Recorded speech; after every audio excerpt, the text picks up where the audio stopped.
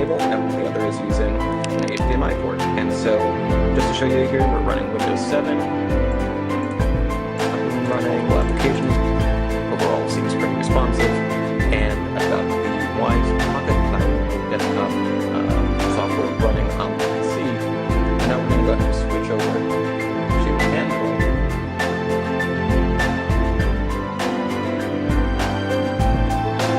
I'll change the input source from VGA to HDMI.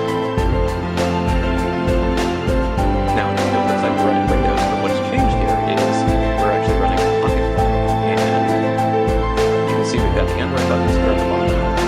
We've got the announcement, we've got the home screen, and so forth. And let's go back into Pocket Cloud.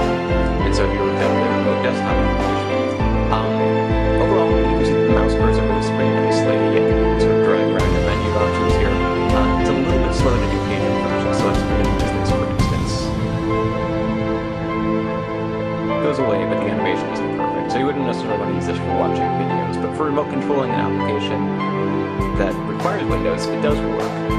Some of the tools are a little bit more touch-friendly than mouse-friendly. So for instance, say I want to right-click on a picture, you sort of drag this tool over so that the arrow key is pointing at it, and click the right button.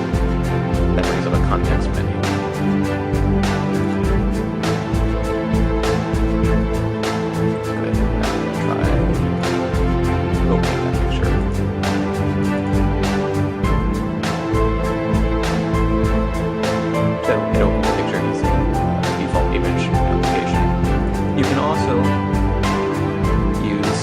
Desktop application, so let's go ahead and load Notepad++ and show you that you can use it to use writing if you want to. And we'll do that by bringing up the keyboard and typing in the application.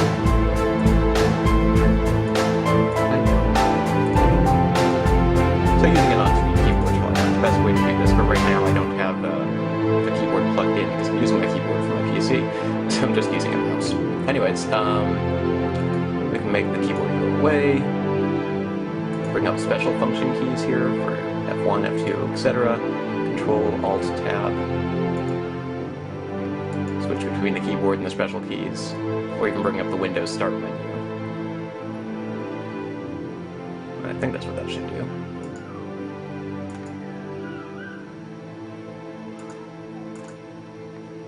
No, maybe not, but you can always bring it up this way. You can also sort of zoom in and zoom out. And if you really wanted to, you could use, for instance, the desktop version of Google Chrome or other desktop applications. So we've got TweetDeck running in Chrome here, which gives you sort of a multi-panel view. So overall, it's kind of a neat party trick, right? You can run Windows using an Android machine, but why would you actually want to do that? To be honest, I wouldn't very often, but I can see how some people would. Say you've got your computer at work is on 24/7 and you need to be able to access some work files from home.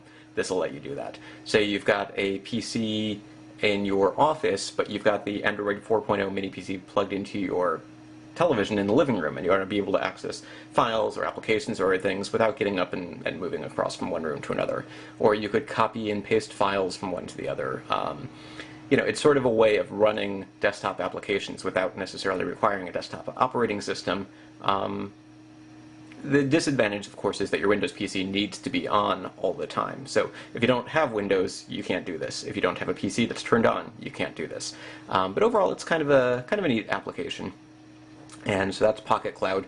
TeamViewer is another application that works similarly. There's one called LogMeIn Ignition, and a number of other programs. Some work better than others. I found that TeamViewer, while it works really well with, sort of finger-based input, it doesn't work as well with a mouse. At least I haven't been able to figure out how to make it work as well with a mouse. So that's why I was demonstrating Pocket Cloud just now, even though it has relatively slow screen refresh rates.